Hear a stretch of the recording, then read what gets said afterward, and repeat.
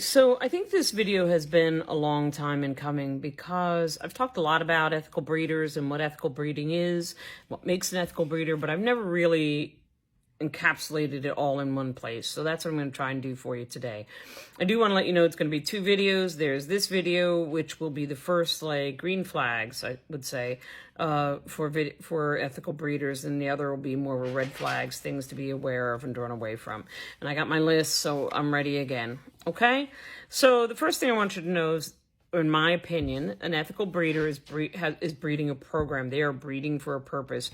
They're not just willy-nilly putting dogs together to make puppies. They're trying to do something for the betterment of the breed that they're breeding. And with that, they are parent club members, and they abide by the parent club code of ethics. There will be some parent clubs that will be more difficult for an individual to join, even while they're breeding. I'm looking at you, Poodle Club of America. And so if your breeder is not a member of that breed's parent club, they should be able to articulate why they aren't and when they will be. You also want to make sure that your breeder is doing all of the genetic testing that is recommended by the parent club, and that it's a trust but verify. If they tell you they do it, there's no reason to think that they're not. But I also think that you need to double check that it's getting done.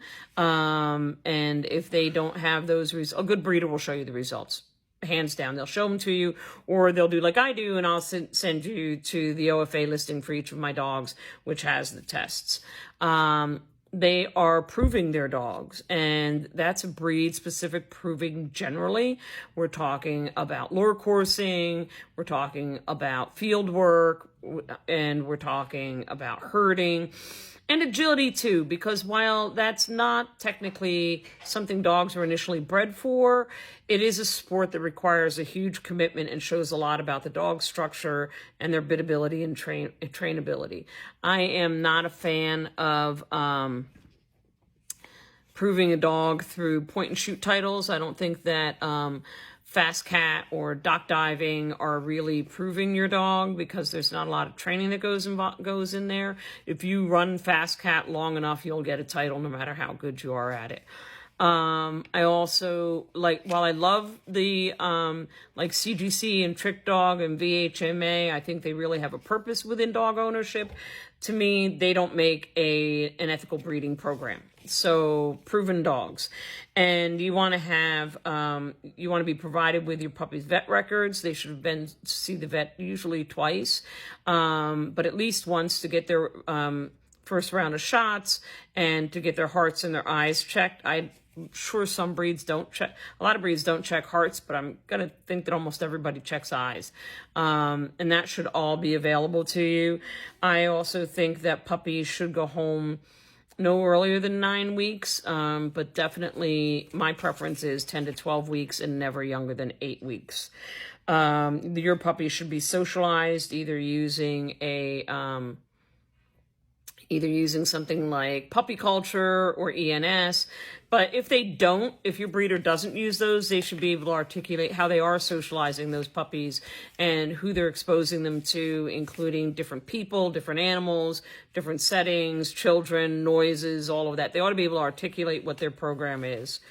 There should be an application and an interview process, and you should expect to really know your breeder when you're done with the interview, because you should be interviewing them as much as they're interviewing you.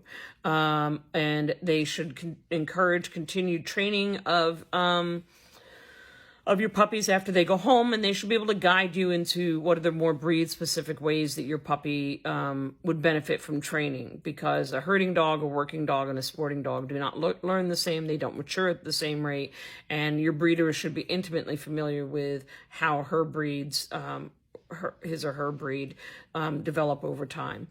And finally, there should be a contract between you and your breeder, and there will be a number of guarantees in there, and you can work those out to your preference. Also some information and expectations.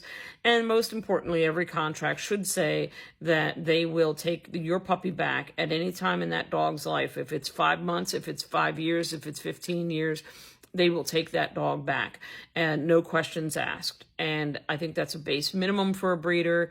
Additionally, though, your breeder should be, and this is sort of my last thing, your breeder should be a source of information. They should not be gatekeeping information on the breed to make themselves look more valuable or important. They should be providing you all the information that they have, and where you don't have information, because like not everybody can know everything, and puppy owner might ask their breeder something, be like, I don't know, but I will get the answer for you. So they should be a resource for the life of your dog. And I know this is longer than I normally do, but I think in a nutshell, those are the aspects of a breeding program that I think make somebody an ethical breeder. I will do a red flags of things that I think clearly mark people as not being an ethical breeder. That'll come in a little bit. If you have any questions, feel free to leave a comment, DM me. The one thing I don't do is I do not review breeding programs for other people. That's not my gig. I'm just going to give you some guidance, and then you'll have to go from there. Best of luck in your puppy hunt.